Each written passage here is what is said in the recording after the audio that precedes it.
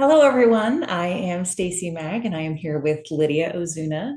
I am the Vice President of Texans Against Gerrymandering, and Lydia is our president. So I have a few questions for Lydia. We're having a little conversation today. What was the thing that made you decide that gerrymandering was what we needed to be focused on? Um, Texas.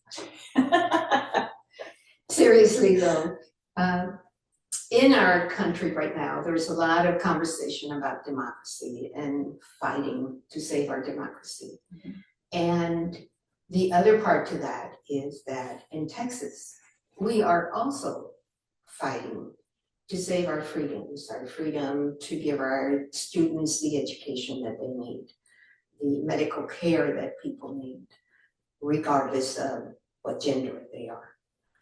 So in the last few years, through election cycle after election cycle, we worked to get candidates elected, and it was very obvious that the maps interfered with that, and that elections are predetermined based on the results of the primary because of the maps themselves. Mhm.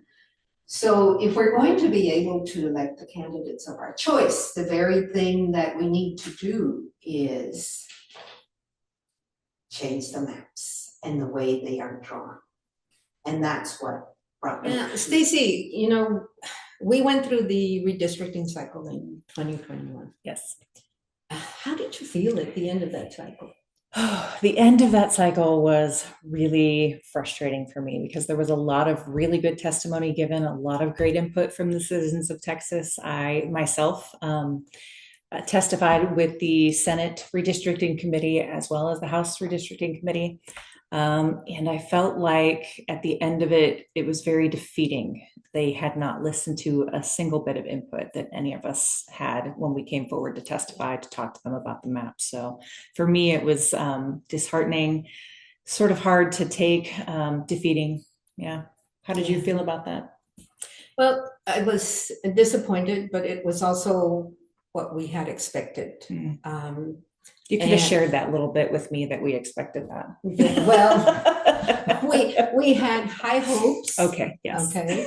And we really reached out through a lot of people with our partners, our coalitions. Mhm. We got testimony given, we got people trained, with everything that we could humanly possibly do to impact the way the maps are drawn. Right.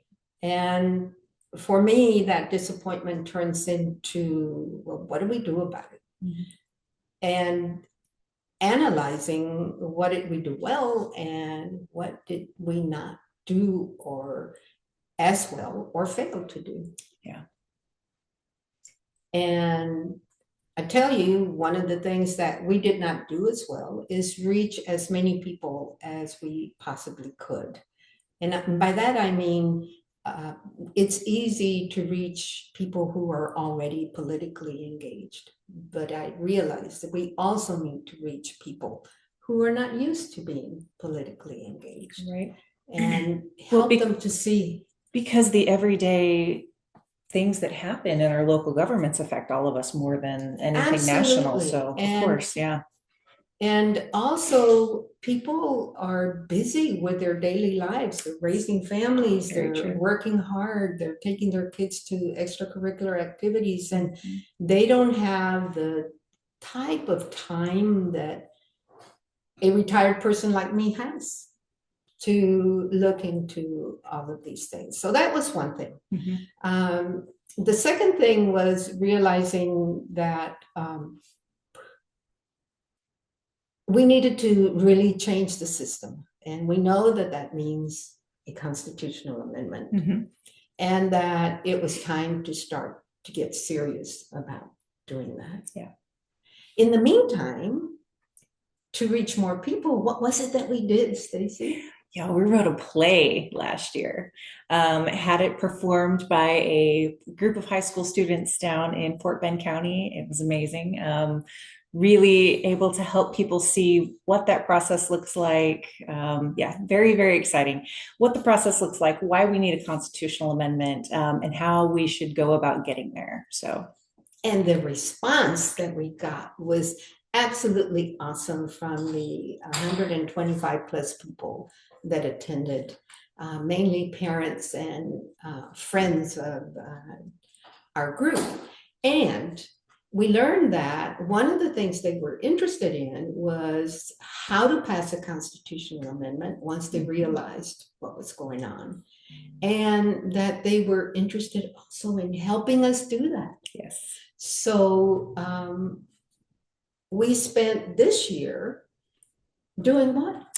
We have spent the last several months developing a strategic plan through 2029 to get us to that constitutional amendment.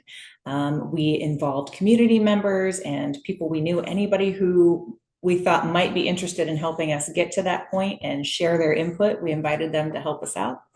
And now we've got a workable plan to get us to that constitutional amendment. Absolutely. We have that plan and we are ready to share it with you all, but not today.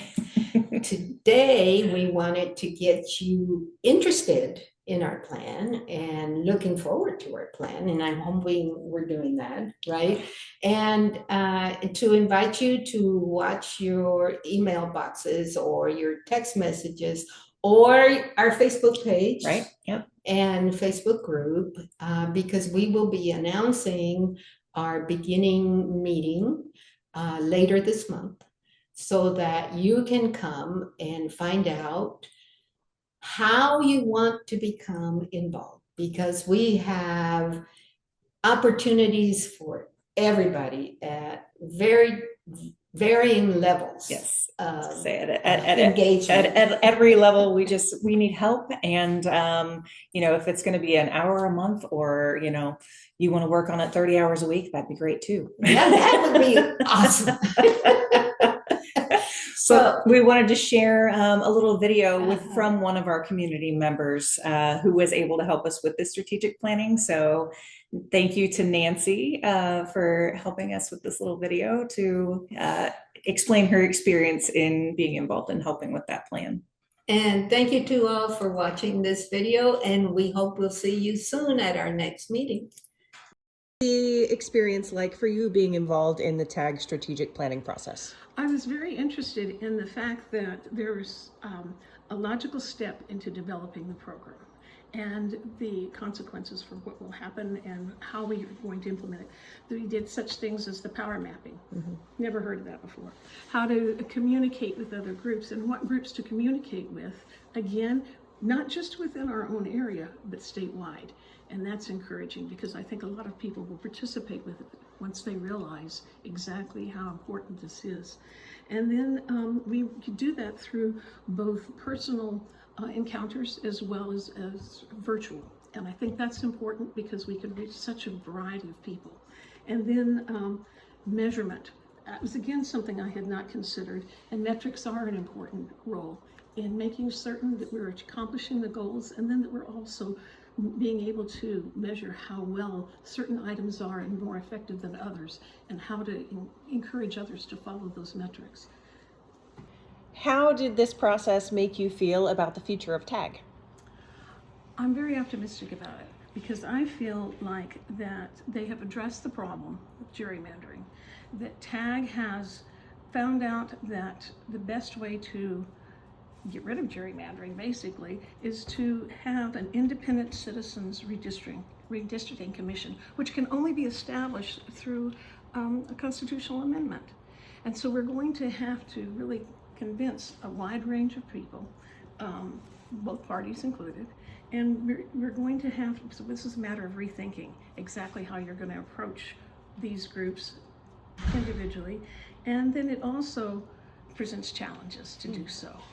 I feel like that I want to participate because this is important, and I think the more that we can get involved in this, the better we'll be for the state of Texas.